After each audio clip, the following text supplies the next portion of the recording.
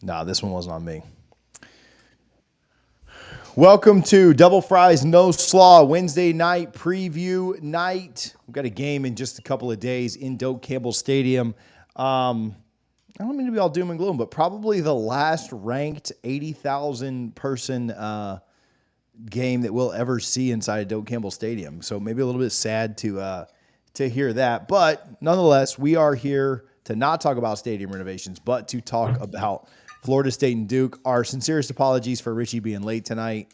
For once, it wasn't my fault; it was him. So, Richie, how's your week going? Good, man. Been a very busy week, but we're here 2 days from the weekend. Florida State with another primetime nationally televised game. It's weird to say Florida State versus Duke is potentially the biggest game left on the schedule in the regular season for Florida State, but that's kind of where we're at right now, and I'm really excited to get to Saturday night. All right, so let's start there. Double Fries No Salt brought to you by Guthrie's in Tallahassee. You can visit both their locations, 1818 West Tennessee, 2550 North Monroe. I'm going to go by and get me some chicken tomorrow, so shout out Guthrie's. But, all right, so we say that. Like, we say potentially the biggest game left on the schedule, but, like, we'll get to score predictions and stuff later. And we're not looking ahead on our preview show by any means. But I've got us beating this team by more than we beat Florida and Miami. Are you in the same boat? I don't know yet. My mind might change later, but as of today, I feel like those are closer. I don't know yet. I feel like a lot of Florida State media and people talk about the game are kind of disrespecting Duke a little bit. And I wonder, if they had the U on the side of their helmet and they were, sitting here one loss with a close loss to Notre Dame, ranked in the top 20 in the country, what would it look like? It's kind of like when Florida State, goes into Chapel Hill and both teams are ranked in the top 25 in basketball. I feel like Florida State gets disrespected a little bit. So we'll see what happens. But yeah, I do think Miami and Florida are going to be very difficult games. This game being at home at night, I feel like Duke is the darling, the Cinderella story of college football right now. We'll see what happens. Like you said, we'll get to our score predictions, but strictly, TJ, from a ranking standpoint, the biggest game left on the schedule, most likely in the regular season. That. Richie's not down to disrespect Duke. I'm fine disrespecting Duke. Yeah, like 0-19, like that's totally fine with me. Like bring it on. Like we're going to be disrespectful here tonight, at least from this side of the thing. So, all right, Florida State, Duke, 7:30. Florida State a 14. I mean, even Vegas is disrespecting Duke. 14.5-point favorite, an over-under of 49. So what's that, like a 31-17 type win? I think that, Vegas is telling you that this spread could be pretty big. Florida State should kind of win this going away. And I think that what that is probably indicative of is that usually in college football, there is I don't really think it's that disrespectful to Duke. I'll say this. I think that in college football, there's usually a pretty wide gap between like your top 3 or 4 teams and then your middle of the road ranked teams. Like, I think, who else is down there, with Duke in the rankings? Utah, around USC. Yeah. If USC Ole and Georgia Miss. played, if USC and Georgia played, or Ole Miss and Michigan, or Notre Dame's 15 Notre Dame against 3 Ohio State. I mean, those are all going to be 2 touchdown favorites too, if not more. So, I don't think it's super disrespectful, but I do think that there's an expectation that Florida State should go out and very much handle business. Duke was pretty dominant last week, as you have noted here, in a 24-3 win over NC State. Now, they only threw the ball 12 times because they had their backup, but I think the question around everybody's mind is what will happen with Riley Leonard, and where will that kind of fit in? Coach had some thoughts today, basically said that they thought that he looked like he might be good to go. Certainly have some thoughts around that. But I guess before we get to that, Richie, last week's Duke game, you have it noted here that it was kind of similar to that Clemson win for Duke a few weeks ago, where Duke maybe was outgained, but just finished a little bit better than NC State did? I know Hunter's not going to like to hear that. Yeah, it's one of those things. I don't think anybody, who actually watches college football would pick Duke to do that again to Clemson if they were to play this week. Whether it was at Wade Wallace, neutral, or, Death Valley, it wouldn't matter. I think, we watched the Clemson game, right? A lot of us did because we were still riding that high from the LSU win. So we wanted to see some more college football. And Clemson just gave that game away. And I'm not saying Duke wouldn't have won because they played really well. And they do have a good defense. But Clemson did everything in their power to make sure Duke won that game. NC State, maybe not as much, but I'm just, they outgained them. I think it was close, 305 to 301 in total yards. Like you mentioned, Duke threw the ball 12 times. They found a way to kind of run it down NC State's throat, which was pretty surprising. But, it shows they're just a good, well-coached football team. They do not have Florida State's talent. And I think that it ultimately is going to be the difference come this weekend.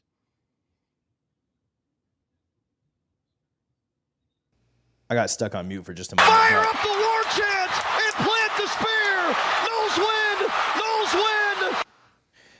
Thank you, Josh. I wish that was a better looking thing, but our software doesn't link up as well with the YouTube characters that you guys send in. And then Bo on Venmo just took the lead back from Josh, so Harlan's got to reorganize it real quick. Bo on Venmo. Play another one for us, Harlan. Touchdown, Florida State. Touchdown, FSU. All right, so Elko, thank you, Bo. Thank you, Josh. Appreciate you guys for the support. Elko came out and said that Leonard might be good to go. Richie, if he plays this weekend, like how effective is he coming off of that high ankle sprain? Like mobility is such a big part of his game. Do you have thoughts on whether he plays, whether that's just some gamesmanship, trying to have Florida State prepare for it? I mean, Norvell already said they were preparing for it. And no disrespect to the backup, but I don't think you have to prepare extra for the backup in there that threw 4 completions last week. Thoughts on, I guess, first of all, whether or not Leonard plays in your mind and how effective he can be if he is in there. I certainly think he's going to come out dressed in full uniform, take some pregame snaps. I'd be shocked if he played. I think this is entirely gamesmanship. We kind of saw it last week against NC State when he went out there, warmed up. But if you saw the highlights from him warming up, TJ, he could barely push off that foot. He clearly was not going to play last week, and Elko knew that. But he, I think, was trying to give Mike Norvell something to think about. And I think with his comments today or yesterday, whenever it was, it's the exact same thing. He's trying to give Mike Norvell something to think about. I think Mike Norvell is going to be prepared for both, but I would be shocked if Leonard actually does play this weekend. I just don't see it happening. What about you, man? Yeah, I mean, I guess I wouldn't be shocked. I just don't know why you would do it. I unless he was 100%, which I don't think he is. I think you'd have made a pretty definitive statement and you'd try to have your team rallied behind that energy and that excitement. It'd be everywhere. The people that cover the team locally. Oh yeah, he's in there. He's making all the throws. He looks great. And so if he's 100%, I think you do it. I don't think it's smart to trot him out there, especially because if you could just get through this Florida State game, and I hate to, Florida State could lose this game. There's no doubt about it. Duke has a good defense. We'll break the game down a little more here in a minute, but you're probably going to lose the game anyway. You're probably still going to be like a 12, 13 point dog, even if he's out there. Maybe 11. Maybe he's worth 3 points in Vegas. So I don't know. I just wouldn't risk it in a game that I was probably going to lose anyway. I would next week is much more important, TJ. Yes, I'd save him for the rest of the year because if they lose to Florida State and then win out, they get a rematch with FSU. They're going to beat UNC, they're going to beat Louisville, they're going to be in Charlotte, and so to me, you don't ever want to wave the white flag, you don't want to wave the towel, but you're probably going to lose to FSU anyway. So why would you send him out there at 80% or 70% and risk hurting him further, which an ankle is certainly that kind of thing. It's not a bruise where you are just, a talent management thing. Yeah, we'll do Josh in just a sec, but it's not like a talent or like a injury pain management thing. it's like you could certainly injure your high ankle sprain worse. And so I just don't think it'd be worth it. All right, Josh. Put a smile on your face. Okay? Because Florida State, if we gonna do it then, we do it big then. Let's go, baby. Look at Josh. Josh certainly did it big there. Yeah, one more, Harlan. Play 2 on that. You a recruit and you ain't going to Florida State, what you doing? I feel like we got some recruiting to talk about here just a little bit. Yeah. Give me that leaderboard. Go Noles. Josh, my man. I appreciate you, buddy. Came by the tailgate. Was a great time. Leaderboard's all yours, my dude. So, yeah, I don't know. I wouldn't play him. There's no way I'd play him. If they do, I don't think he's super effective. Like you said, TJ, it's a mistake if they do play him, in my opinion, because there's no way he's 100% based on how he looked last Saturday in pregame warmups. Again, I think this is simply gamesmanship. And if Elko's being smart and he wants 100% Riley Leonard against Florida State, he's going to save him, and it's going to be in Charlotte. Because next week against Louisville, if Duke can beat Louisville next week, they essentially have a 2-game lead on Louisville in the conference at that point. And now it comes down to that North Carolina game. And if you beat North Carolina, you're in Charlotte. So it's just, unless Elko legitimately thinks somehow, which is not going to happen, if he thinks they can get to the college football playoff, then yeah, you play him if he's available. He's smart enough to know that. It's one of those tricky situations. You don't want to let your team know, like, yeah, we're not getting the playoff guys, and we're probably going to lose to Florida State anyway. But, it's just he's in a bad spot. But I think what it comes down to, you don't play him. You save him for Louisville because you play a 80% Riley Leonard against Louisville in a much higher clip than you would play a 80% Riley Leonard against Florida State. Just given the situation, the way things set up, what Duke has coming up on the schedule, you want Leonard healthy for Louisville next week, especially, and then North Carolina, because that's going to probably have a really good chance at deciding who gets to Charlotte. Is that Duke Carolina game? We'll see what Louisville does the rest of the way. But if Duke does beat Louisville, then yeah, I think Duke UNC, and we're not talking basketball, TJ, Duke UNC could decide who gets a trip to Charlotte to play for an ACC championship. Who gets to go lose to the Noles in Charlotte. So I think that, we got a comment about that, Duke UNC game. I kind of agree there. Like, I think that game would be phenomenal. Duke wants to ground it out, play good defense. UNC, like, high-flying offense with Tez Walker. Like, that game would be fun. Clash of styles. Let those two teams beat up on each other while we're going at it with North Alabama. I think that's the week before the rivalry week. Or maybe that's the last week of it. No. It shouldn't be. They play the 11th, yeah. Yeah. So, yeah, that'd be a ton of fun. I'm all about that. Duke, Carolina for winner gets us. Although I'd still like to play Louisville. I'd be totally fine with Louisville making it. I just don't think they will at this point. So Duke wants to, if Leonard doesn't play, clearly they want to run the ball. Their defense is really good. Kind of an old school approach. They certainly are okay with grinding that clock down. I think that's something to kind of know and be aware of this weekend. Possessions could be limited. And so Florida State at times, Virginia Tech, they start really fast. And I guess against Syracuse, they started well. They scored on the first possession, but, probably need to avoid going into like the lulls of, 3 straight drives with a punt, because 3 straight drives with a punt could be like 2 quarters against Duke with the way they like to grind it out and run the ball and use up a lot of clock. Florida State's defense, we talked about this, very bend, don't break. I think they'll try to limit the rushing attack, especially if Leonard's not in there. But Duke runs the ball very effectively. And so I wouldn't say they're the best rushing team that Florida State's seen just yet or anything like that, but they want to run the ball. They want to limit possessions. They want to chew up as much clock as they can. Their best defense, as good as their defense is, S&P Plus has them at, I believe I just looked at number 14. For perspective, Clemson is 9. And Florida State's like, 16 or 18 or something, somewhere maybe 20, somewhere in there. So for perspective, they've got a good defense, but as good as that defense is, I think their best defense possible is to keep Florida State off the field, as much as they can. And so I expect him to kind of grind it out, even if Leonard's there. They'll use his legs a little bit more, I would think. But I think they're good limiting Florida State's possessions. And if, Florida State, in any given game gets 12 or so possessions, if they can get that number to like 9 or 10, I feel like they think they have a much better chance, right? Because you're going to score on about half your possessions. That pulls the score way, way down. Maybe we score 35 instead of 42.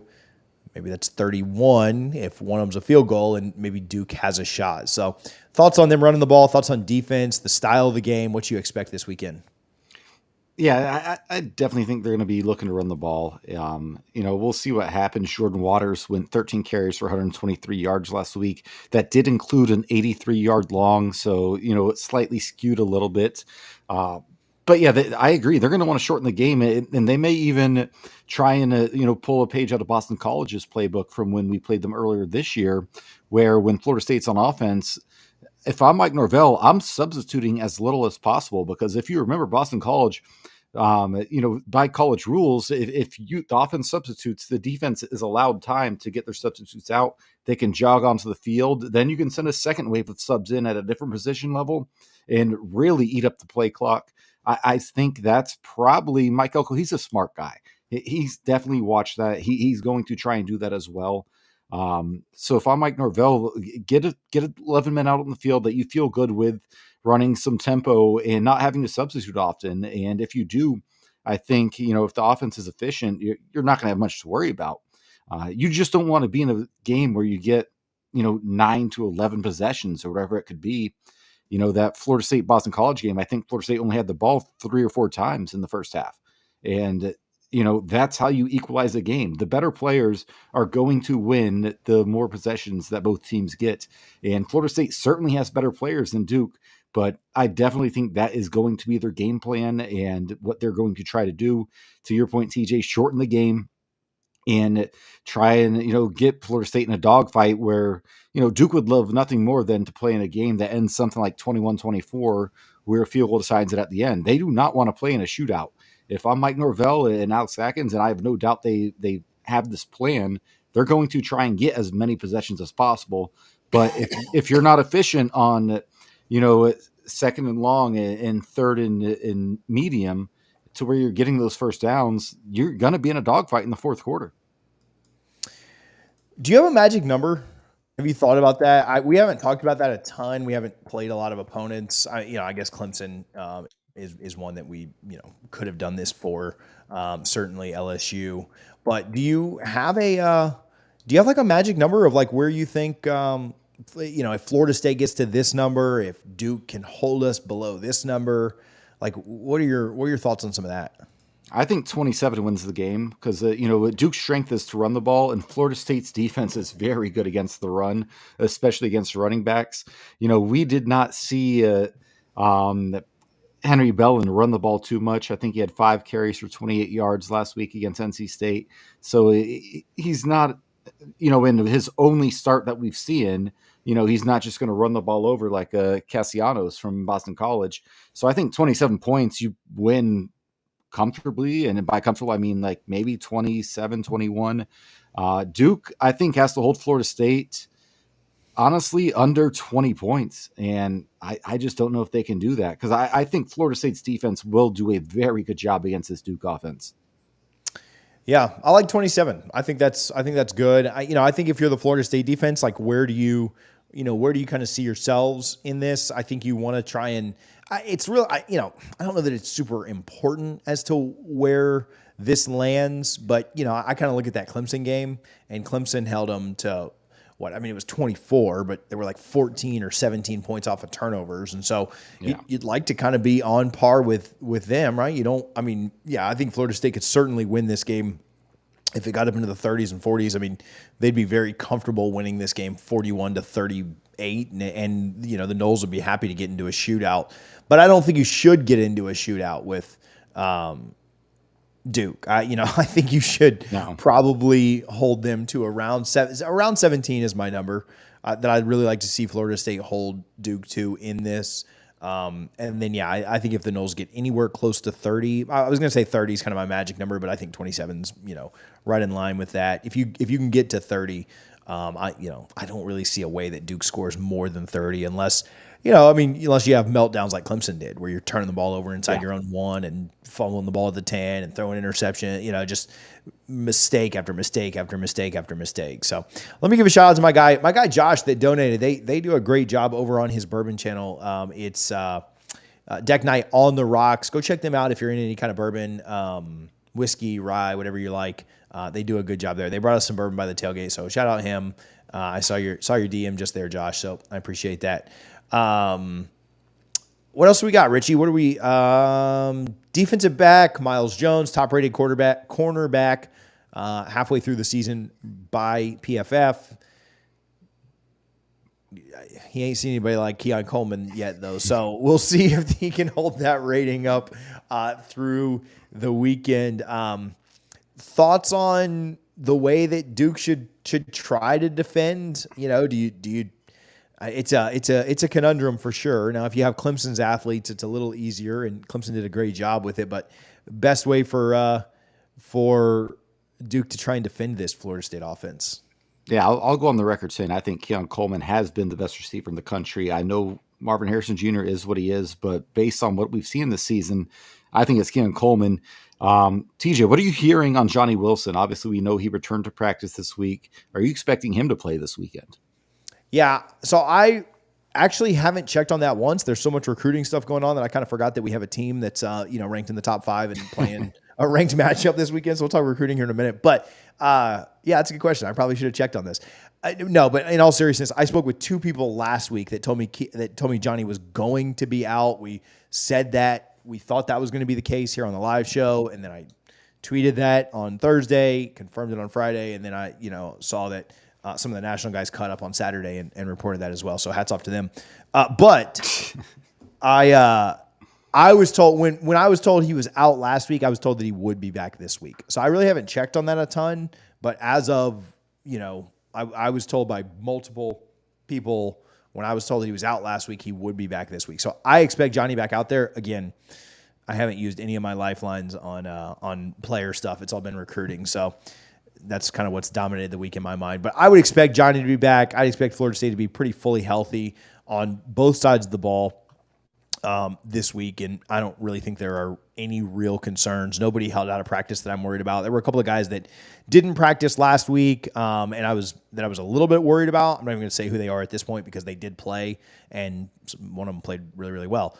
But nobody held out of practice that I've been made aware of. Nobody that I'm worried about at all. I think, for the most part, everybody's going to be out there and kind of ready to go. I mean, we've got 2 days until the game. So, knock on wood that nobody sprains an ankle getting out of the shower or something stupid like that. But I feel pretty good about where we're at injury wise. And so if Johnny's out there and Keon's out there and Bell's out there and, J-Trav and Benson are out there, I think it's a tall task for a good Duke defense. They're good, but they've not seen anything like this just yet.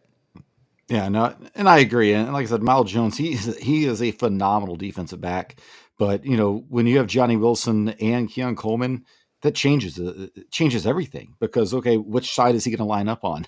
Because it doesn't matter, especially when you have a Jaheim Bell, a Destin Hill, a Hakeem Williams, who I don't know if you saw this, CJ hit 20 miles an hour on that touchdown run last weekend.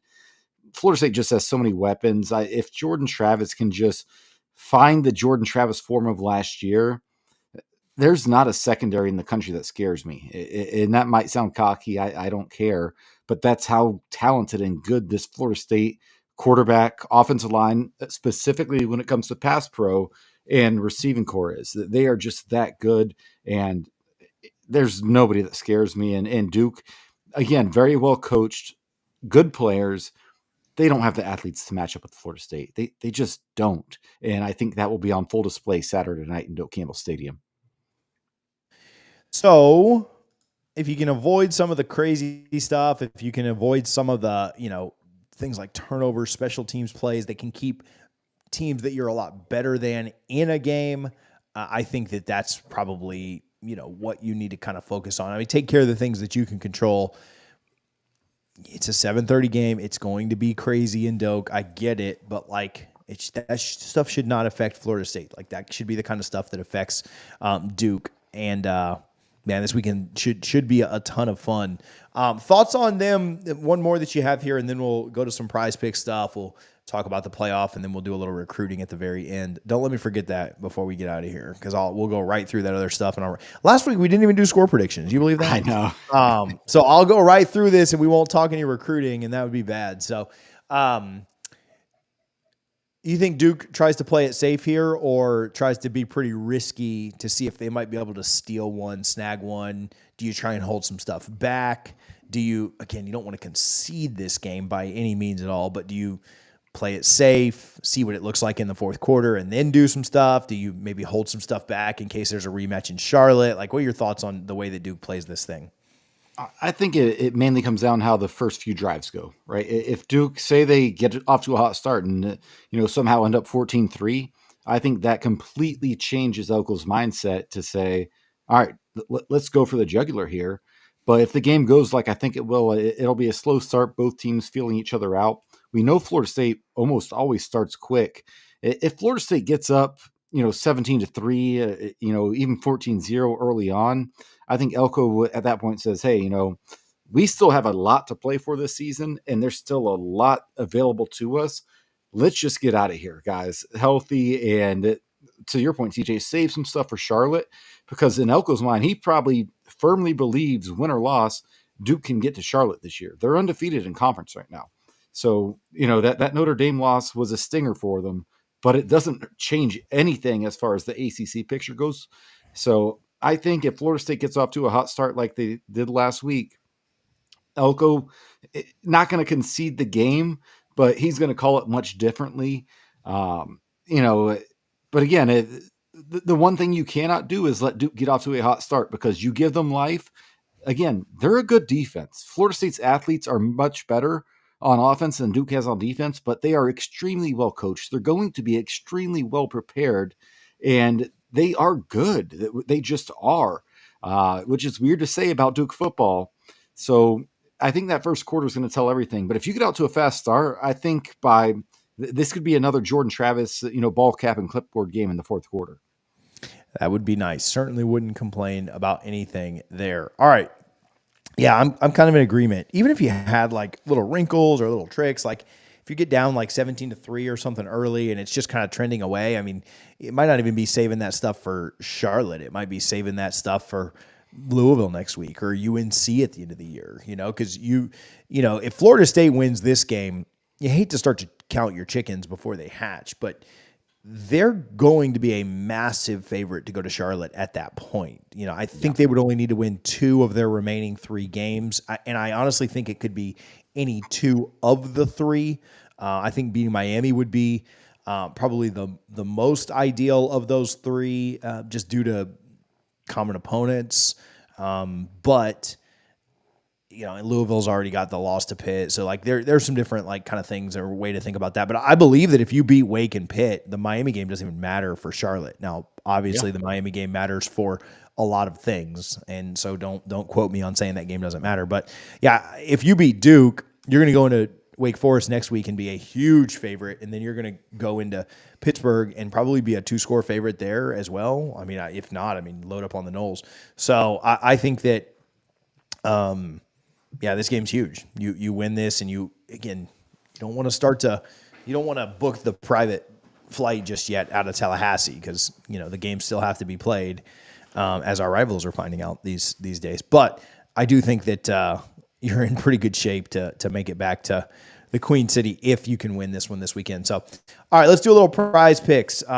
Prize Picks is the daily fantasy app that you guys need to be on and playing. You can use our code DFNS when you sign up. It's the best way to have action on games in states like Florida, Texas, California, Georgia, wherever you're at. It's like 70% of the U.S. can use the Prize Picks app. The link is in the description. You can also use our code DFNS. If you already have an account, create a new one and use our code DFN. It only works on new accounts, though. So if you have an account, create a new one. Go get that deposit bonus again. 100% match up to $100. We do the more or less segment every week. We appreciate Prize Picks for their support. Go sign up for the app today. Make a little money with us. Hey, I've been taking Jordan Travis's under on interceptions, and I've hit it 2 weeks in a row. I think I'm going to let it ride this week. I don't think I'm going to do it again. But I did take the over on Trey Benson last week. That hit. I took the over on Keon Coleman. That hit. Very Easy easily. hit. Yeah, very easy. I think he hit in the first quarter, and then he had that 70-yard, catch and run touchdown. So really, really easy. Make sure you're on the Prize Picks app. Good stuff there. Appreciate them for their support. Richie, what we got this week? Yeah, so we'll start it off. Obviously, some Prize Picks. No Florida State lines out just yet. I think they're probably being a little cautious to see if Riley Leonard plays or not. But we'll start Jordan Travis. But this is actually an official Vegas line, not a Barnes Sportsbook line. Jordan Travis, 253.5 pass yards, TJ. I'll go more here. I think Florida State opens it up a little bit. I think Jordan goes over that. 253. Yeah, give me over. Or more, sorry. Unfortunately, I'm going to have to agree with you on more on that one. We kind of talked about this, and Ireland's on more as well. This one, I'm just not sure about. I guess I'll go first. Riley Leonard, 1.5 snaps taken. I'm actually struggling with this one. I've made it clear I don't think he will play, but if this game is close and say, I don't know, there's a injury to Bellin, but the game's close late in the second quarter. Do they trot Riley Leonard out there? I'm going to take the less, but I'm not feeling great on that one. I don't think he starts, but I'm not positive he won't play at all. How about you, TJ? Harlan's got more on this as well. I'm going to go less. I'm going to go he doesn't start. We got a question here, though. What about us Georgia folks? Sign up for the Prize Picks apps when you're in Tallahassee this weekend. So that's the best way to tell you to do that, Jacob. All right. Go ahead, Richie. Next one, Keon Coleman. Essentially, does he find the end zone or not? 0.5 touchdowns. I think he does. I just think he was unlocked last week to another level. I'm going to take more on this one. How about you? Okay, I'll go more, and Harlan's going more as well. So should we raise it up to 1.5? Does anybody want more on 1.5? No, that's a tough one because I do think, again, this is a good Duke defense. All right. Harlan's taking it. I'll take the less on 1.5. I'll take less on 1.5 as well, so we can eliminate Harlan we'll there. Leave Harlan out to dry there. Nobody ever checks these anyway, so it doesn't really matter. All right. Trey Benson, again, this is another official Vegas line. I will not say which sports book because they do not pay us, but Trey Benson, 75.5 rush yards. I'll start it. I'll say less this week. Yeah, I'll go more. I think Trey's found something. I think that he's good to bust at least one big one off. Harlan's got more as well, but I'll go more here. All right. So again, another official Vegas line, Keon Coleman, 70.5 receiving yards, more or less. I'm going to take the more. I just think this guy is amazing. Yeah, more on Coleman here. Harlan said more on every single one so far, so that's fun. But yeah, Harlan has officially picked Florida State to win 82-10. All right. Yeah, Harlan will pick Duke by 3. I can already tell. That's how. All right. I'll go more. Duke total yards 345.5 on offense this week. I'll go less. I'll go a little bit less on this. I mean, I trust our defense. I know we play bend don't break. I wish you'd have done points here. It would have been a little easier for me, but I'll listen. I've been a staunch Adam Fuller defender on the timeline these days, and so I'm gonna coach. I'm trusting you. I'm riding with you. I believe you. So Harlan's less as well. I'm less. What you got, Richie? I'll say more. In my score prediction, we'll say why in a little bit, but I'll give him a little more on that one. And that'll do it for the Prize Picks more or less session. Do you want to do recruiting first? Playoff contender check? Do playoffs. Let's do playoffs. All right. Do recruiting in just a minute. These people can chill for a minute. All right. So this week, there's really only 2 games that really matter when it comes to college football playoff, unless there's just a massive upset. The big game of the week, number 7 Penn State at number 3 Ohio State. We talked about the Pac-12 and Big 12 Big 10 will cannibalize themselves. This is one of those games potentially. Depends what happens. And then number 17 Tennessee at number 11 Bama, a sneaky good game. Do you think either's games? I guess the big one. Do you have Bama winning? Because if so, I think they're the biggest sleeper, even though they're the biggest brand name, right? They've won all these national titles. But outside of the top 10, I think that they have the best chance to get to the playoff of any teams outside of the top 10. But Penn State, Ohio State, that's the real one because the winner of that game is in the driver's seat for the college football playoff, TJ. Yeah. So as far as Bama goes, yeah, I think they're the team. Like you see like these power ratings and stuff that comes out, like you watch the Pate poll or whatever, and Bama's still favored, above like just about everybody else in college football. Like they're still kind of top five, on a head-to-head basis. Like if Bama and Oklahoma played right now, Washington, Penn State, like Bama's going to be favored against all those teams. And so, yeah, I think they certainly have a chance, and they control their own destiny. They get to play LSU. They will play Tennessee this weekend, another top 20 team. And then, if they make it, they'll play Georgia in the in Atlanta. And so they certainly could still work their ways back into it. Hey, Tennessee's kind of in the same boat though. They're 5-1. If they get a win against an Alabama team that people, Alabama has not been as good this year, but if they can get a win against an Alabama team that's number 11 right now in the country, I mean, they're going to vault up to like 13th or so in the rankings. And, they have a date with Georgia coming soon. And I know they look like crap against Florida, and they really didn't put it on Texas A&M like they probably should have. But, if they can somehow get by Alabama, somehow get by Georgia, and they're sitting there with one loss and 9-10 wins, and we're going to be talking about Tennessee possibly making the playoff. Now, I don't think that happens by any means. But, certainly both of those teams are capable. Yeah, I think Ohio State takes care of Penn State. Like, I do have the Buckeyes winning that, not really stepping out on too far of a limb there by picking the team that, is favored and is at home. But I actually think Ohio State wins. I think they cover. I think they kind of win, not going away as in like blowing them out, but I think the moment's a little too big for Penn State. I think Ohio State does it and does it fairly easily. So that's kind of, I don't see the Noles moving up this weekend in the rankings. If they lose, maybe, if Ohio State loses, maybe, but I don't really care about that one way or the other. I would be fine with Penn State winning this thing just so that we could move up one. And then maybe one other one real quick, maybe a couple of sleepers, but I mean, Utah USC is 14-18. Both teams have one loss. If either of them was to run the table, they would be in that conversation late. Now, I'm certainly not buying back into USC. I'm also not buying into Utah, but if either one of those teams was to run the table, they would be right there in the conversation, I guess is my point. Yeah, I don't know. I think my biggest one is I have not bet this game yet, but I am seriously considering Penn State on the money line. I don't think Ohio State, they're really, really good. They're an elite football team, right? But I think being a noon game, if this was an 8 p.m. kickoff, I might look at it a little differently, but I just have a gut feeling Penn State is going to go into Columbus and knock off Ohio State this week. So we'll see what happens there. And yeah, I think Bama wins again this week. And it's going to be interesting because if Bama runs the table, gets to Atlanta and beats Georgia, they're in. Like, there's no question they are in at that point.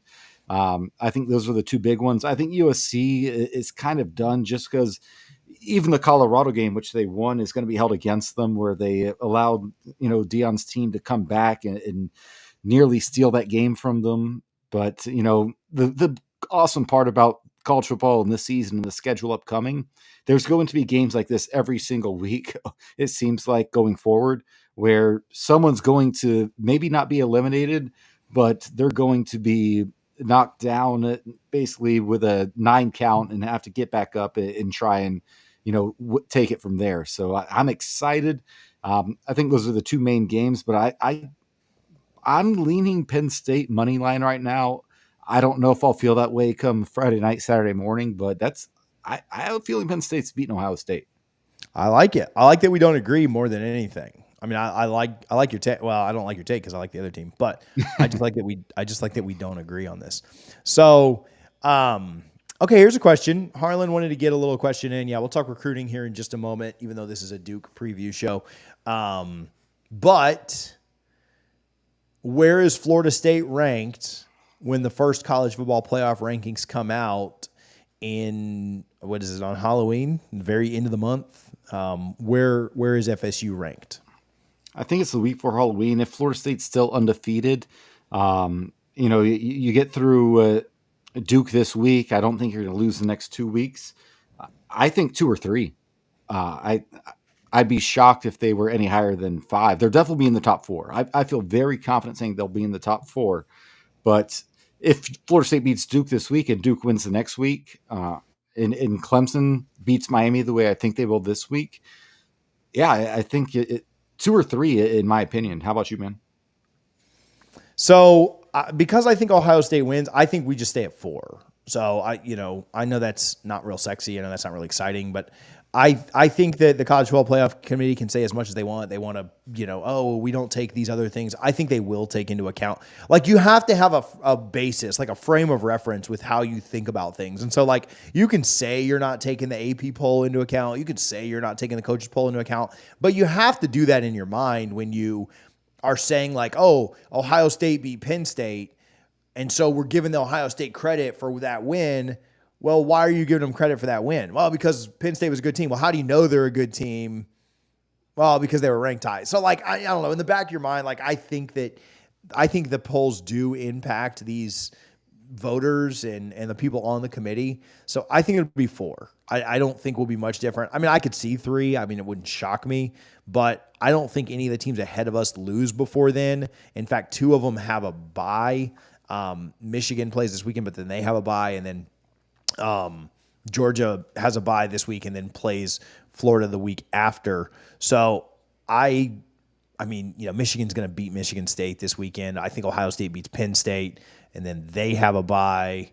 So yeah, I've got us. Oh, I'm sorry. No, they play at Wisconsin next week. So I don't know. I've got us at 4. 3 wouldn't shock me. Harlan says 2-ish or whatever. Harlan says 2. Richie's at like 2 or 3, but yeah, I don't know. I got 4. Maybe I'm just feeling that 2014 disrespect still.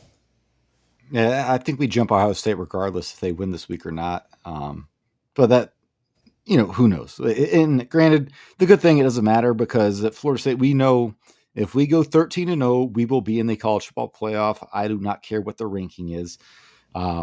Controlling your own destiny is a nice thing. The Tampa Bay Bucks and the Florida State Seminoles both control their own destiny in their quest for a championship this year as of this week.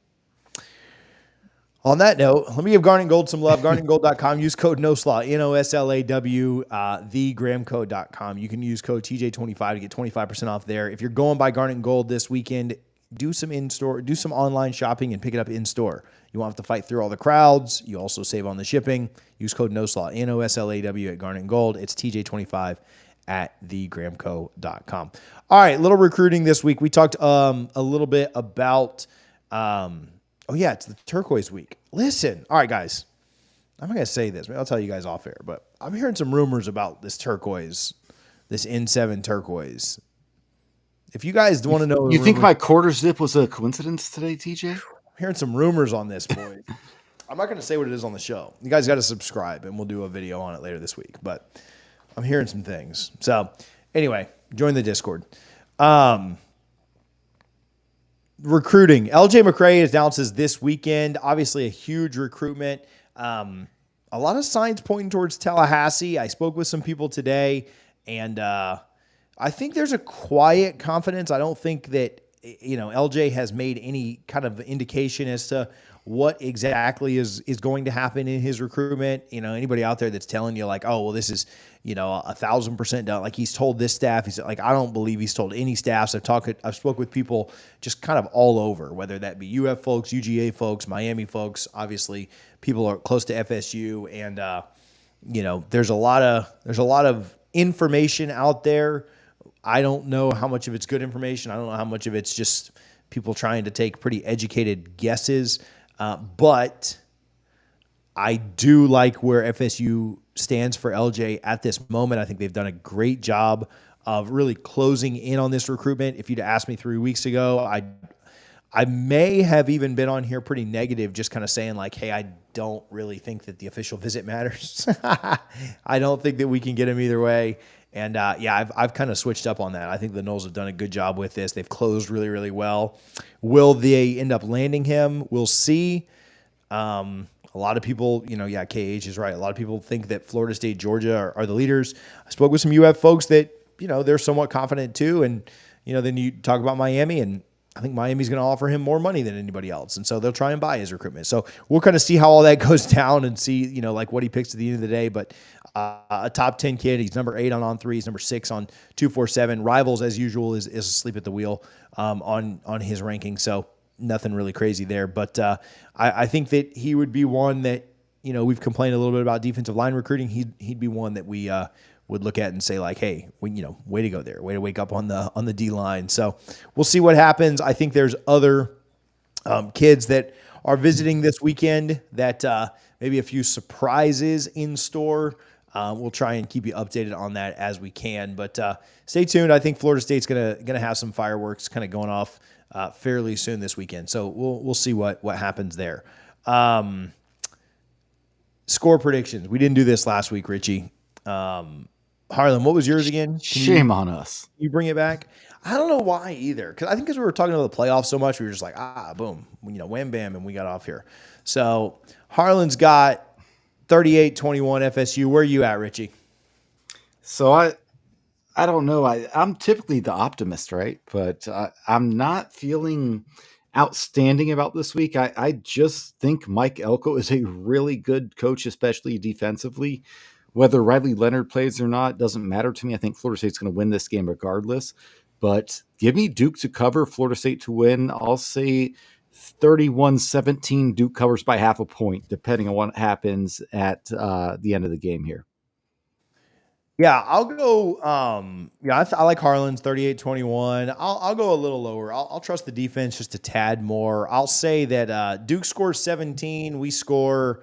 Let's go 38. Let's give my guy.